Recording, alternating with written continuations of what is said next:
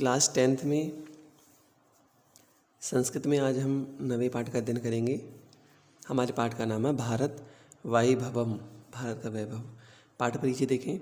यह पाठ भारत भारती वैभवम नाम के ग्रंथ से संकलित है।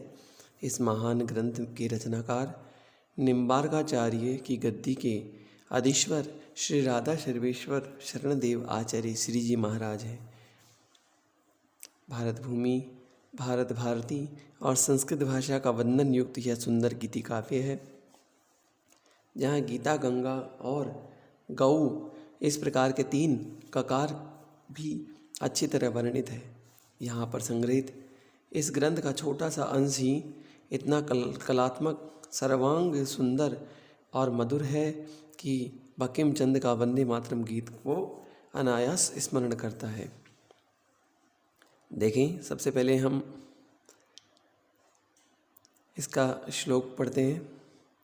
वंदे नितराम भारत वसुधाम दिव्य हिमालय गंगा यमुना सरयू कृष्णा शोभित सरसाम।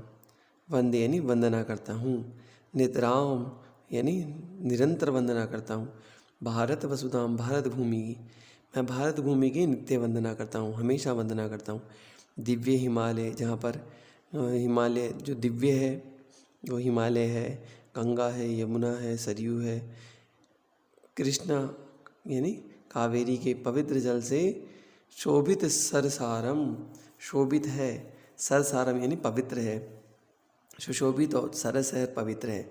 यानी मैं सुंदर जो हिमालय है, गंगा है, यमुना है, सरयू है और कावेरी के पवित्र जल भारत भूमि को नित्य वंदना करता हूँ, नित्य प्रणाम करता हूँ। वंदे नितराम भारत वसुधाम, मैं भारत भूमि को नित्य प्रणाम करता हूँ। अगला देखें। मुनिजन देव रनीशम पूज्याम जलधि तरंगे रंचित सीमाम भगवल्लीला धाममयीं दाम नाना तीर्थे अभिरमणीयाम। मुनिजन देव रनीशम पूज्याम, मुनिजन देव यानी सदैव मुनियों का जो समूह होता है, मानवों का, जन यानी देव, मनुष्यों का, देव यानी देवताओं का, अरनीशम यानी जो पूज्य होता है, पूज्य यानी पूजनीय होता है, जो हमेशा देवताओं, मनुष्यों और मुनियों के द्वारा पूजनीय है। जलधि तरंगे, जलधि बोलते हैं समुद्र को, समुद्र की जो लहरें हैं, अंजित सीमाम यानी उसको सीमा को सुशोभित कर रही है। जल की जो सीमाएं हैं, समुद्र की जो तरंगे हैं, उसकी सीमा को सुशोभित कर रही है। जैसे चरणार में भारत भूमि के चरणों के अंदर हिंद महासागर है, तो भारत माता के चरणों का प्रक्षालन करता है। तो यहाँ कहना चाहते हैं कि मुनियों के द्वारा, मनुष्यों के द्वारा और देवों के द्वारा जो नित्य जिसकी पूजा की जाती है, और समुद्र के लहरें जिसके चरणों का प्रक्षालन करती है। भगवल लीला धाम मयीम यानी भगवान की क्रीड़ा का, खेलने का जो स्थान है। ताम नाना तीर्थे अभिरमणीयाम, वह विविध तीर्थों में अत्यंत मनोहर। ताम यानी उस भारत भूमि को, अहम वंदे भारत भूमि को मैं प्रणाम करता हूँ, उस रमणीय भारत भूमि को मैं प्रणाम करता हूँ। कैसी भारत भूमि है रमणीय? जहाँ भगवान लीला करते हैं, मुनियों के द्वारा, देवों के द्वारा और मनुष्य के द्वारा जिसकी पूजा होती है, और जिसके चरणों को समुद्र की लहरें प्रक्षालन करती है। अगला देखिए, तीसरा।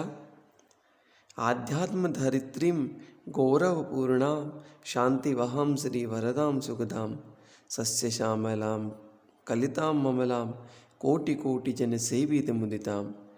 आध्यात्म धरित्रीम यानी आध्यात्म की धरती, आध्यात्म धरित्रीम यानी आध्यात्म की धरती, आध्यात्मिक भूमि, गौरवपूर्ण भूमि, शांति की भूमि, शांति वहाम शांति की भूमि, श्री वरदाम, श्री बोलते लक्ष्मी, जहाँ लक्ष्मी के भंडार भरे हों, धन संपदा का भंडार हो, ऐसी सुखद भूमि। सस्य श्यामलाम धान्य से परिपूर्ण, सस्य श्यामलाम यानी धान्य से परिपूर्ण। कलिताम अमलाम अति सुंदर, कलिताम में अति सुंदर, अमलाम यानी बहुत स्वच्छ, अति स्वच्छ।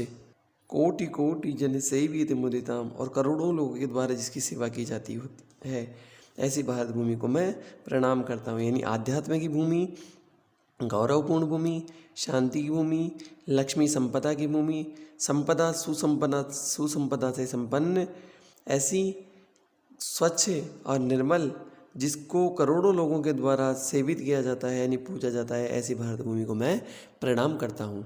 आगे देखिए चौथा श्लोक। वीर कदम्बे रतिकमनीयाम सुधिजनीश्च परमोपास्याम वंदे पुराणे नित्य सुगीताम राष्ट्र सुभक्तेर हृदयाम भव्याम। वीर कदम्बे, वीर कदम्बे का मतलब होता है वीर पुरुषों के द्वारा। वीर कदम्बे अति कमनीयाम, जो अत्यंत सुंदर हो या मन को हरने वाली हो। वीरों के द्वारा, वीरों के समूह से सुशोभित, जहाँ वीर अनेक प्रकार के वीर हों, ऐसी सुशोभित भारत भूमि।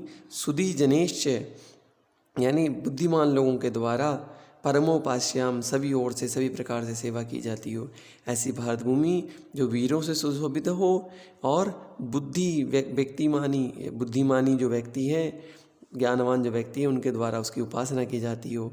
वेद पुराणे नित्य सुगीताम, और वेद और पुराणों द्वारा नित्य जो प्रशंसनीय है। राष्ट्र सुभक्ते हृदयाम भव्याम, राष्ट्र के जो राष्ट्रभक्तों से जो समृद्ध है, ऐसी भव्याम यानी विशाल भूमि को मैं प्रणाम करता हूँ।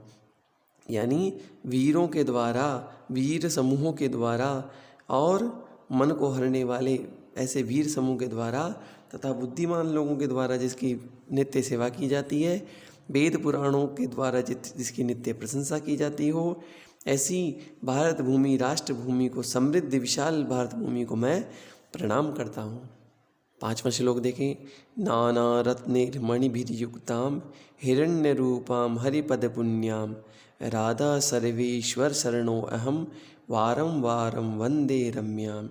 नाना रत्नैर्मणिर्युक्तां यानी अनेक प्रकार के रत्नों, मोती, माणिक्य, मूंगा आदि अनेक प्रकार के जो रत्न हैं उससे परिपूर्ण, युक्ताम यानी परिपूर्ण, हिरण्य रूपाम सोने जैसे लगने वाली, हरिपद पुण्याम, हरि यानी भगवान विष्णु के चरणों में जो पवित्र है, भगवान विष्णु के चरणों से जो पवित्र है। राधा सर्वेश्वर शरणो अहम, मैं राधा सर्वेश्वर की शरण में बारंबार वंदे रम्याम, यानी श्री जी महाराज कहते हैं मैं राधा सर्वेश्वर भगवान के चरणों में बार बार प्रणाम करता हूँ, ऐसी भारत भूमि को मैं बार बार प्रणाम करता हूँ। इस प्रकार हमारा पाठ कंप्लीट हुआ। वस्तुनिष्ठ क्वेश्चन दे रखे हैं आपके 3, इसके आंसर दे रखे हैं, इसको देख के आप हल करें। लघु उत्तरात्मक क्वेश्चन है आपके, ये भी आपके 3 हैं, तीनों का आंसर दे रखा है। जैसे एक बार संधि देख लेते हैं। भगवत लीला, तो यहाँ संधि विच्छेद होगा भगवत लीला। यहाँ पर देखिए तय का लय हो गया, ये हल संधि में लत्व संधि आती है एक, उसका भेद है। यानी तय और पीछे अगर लय रहता है तो लय का आगे वाला जो वर्ण होता है उसका भी लय हो जाता है। फिर है सुधी जनिश्चय, तो सुधी जने प्लस चय, तो यहाँ पर विसर्ग का शय होगा, तो ये सत्व विसर्ग संधि हो जाएगी। फिर है परमोपास्य, परम प्लस उपास्य, ए के बाद में अगर ऊ आ गया तो ऊ का ओ होके गुण संधि हो जाती है। फिर है सुभक्ते ऋड्याम, सुभक्ते ही ईड्याम, तो यहाँ विसर्ग का र हो गया तो रुत्व विसर्ग संधि होती है ये वाली। फिर आपके पास में निबंधात्मक क्वेश्चन 1 है, आपको ये निबंधात्मक क्वेश्चन भी गृह कार्य के रूप में कंप्लीट करके जांच करवाना है।